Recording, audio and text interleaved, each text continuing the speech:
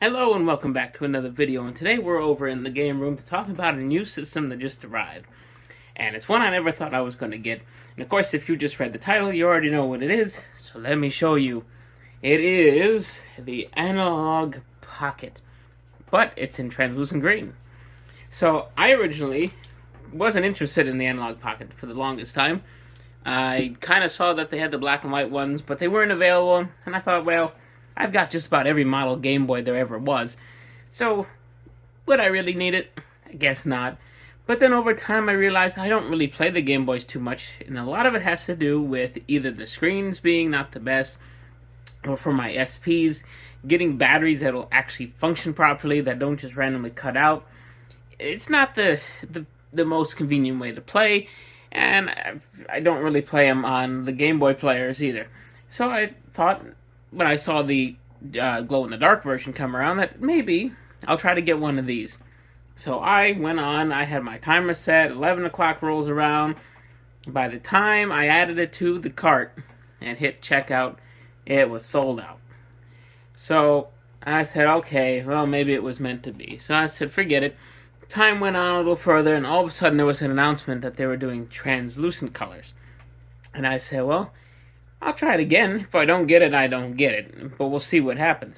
But since there was like 6 or 7 colors to pick from, I thought I might have a chance. So I kind of just picked, I like this color anyway. This is actually my favorite color, specifically this green. And I was like, well, that's probably not going to be the most popular. They're probably going to go for just the plain one or the purple one or whatever. So it took me about 7 minutes to get this one from start to finish, because I think it has to do with them being based in Hong Kong. Most of my cards declined, except for one. And, yeah, I magically got it. This time, all the colors together, I think, sold out. I think it was in 14 or 15 minutes, something like that. So there was a little time after I bought this one. I could have picked up a second one in red. I think red was the last one to sell out. There's a page on Reddit that actually tracked them and had them in order of which one sold out the fastest, which I think was just plain... the plain see-through.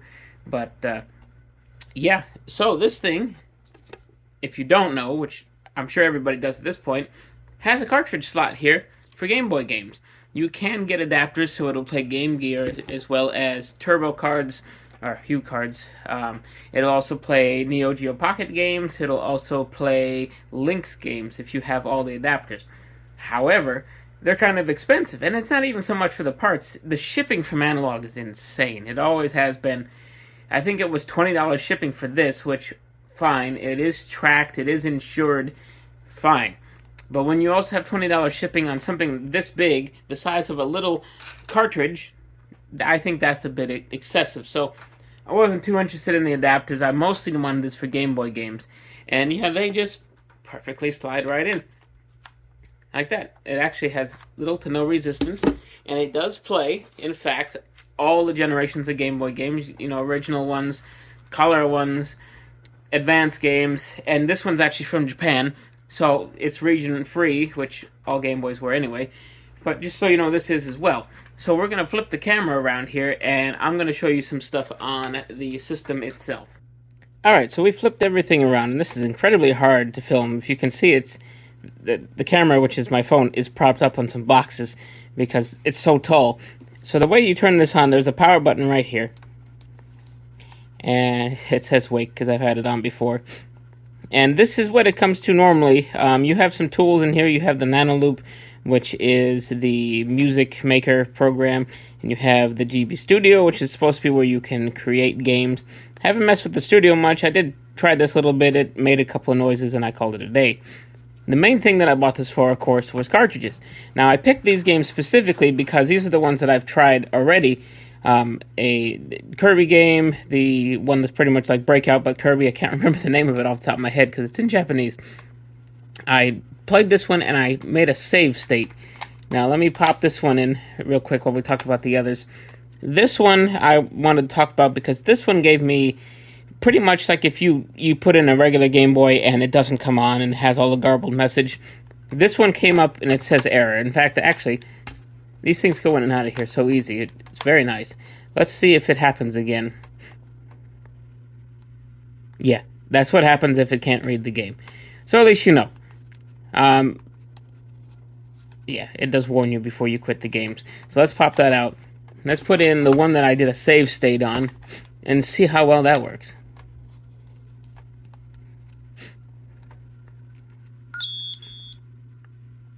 So I have it set to the analog color scheme, I guess you could say. What you can do, you go to settings, system, the system that you're playing, and you can display mode, and then you can either have it in original green, Game Boy Pocket mode, Game Boy Light mode, and then Pinball Neon Matrix, which I'm not really sure what that means. Kind of reminds me of the Virtual Boy. I prefer it just like this, because it's nice and clean. I know some people like all the pixelated nonsense. But let's try to find the save state. I'm trying to remember exactly. Alright, so I figured it out. I remembered the way that you do a save state is you hold the analog button here in the center and you hold up. So I did analog button down, and here's my save state. It was paused. So let's unpause it, and yeah, there's my game. As simple as that. Which honestly makes this so nice. Oops. So I have heard some things about this not working out so well with Pokemon games, because games that use a real-time clock will get very confused when all of a sudden it goes from like 12 o'clock to 6 o'clock in the matter of a second. So it has its flaws, yes, but in the same regard, it'll actually make me play some of these games more, just because, well, I'm not going to save it because I keep dying. But now I can, just resume. And it also has a sleep-wake. So let's sleep. And then let's wake. Seems to work pretty good. At least games that don't have real-time clock. That seems to be the big downfall of the sleep and wake and save state. So let's pop that out. Let's show you what a Game Boy Color game works. We're going to try to get this to go. I remember it took a few times for it to not error out, so let's see what happens. Alright, error. Very well. Let's mess with it a bit. Alright. It literally took one more time. And here we are, we're playing Game Boy Color game. And just to show you the same with the settings, Game Boy Color video display mode, you can set it to the original, which if you can see it, it becomes pixelated. Or you can just have it where it's nice and smooth, which I much prefer the nice and smooth, because this screen is absolutely incredible. It makes these games look amazing, in my opinion. So let's go into a level real quick. It'll do. Ooh, let's not die right off the bat. So the sound controls are right here. That's max. That is loud.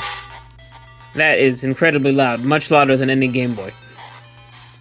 So let's do a little bit of this. Oh, I got hit. Okay, that's good enough. There's one more to try, and that is the Game Boy Advance. So let's quit out of this.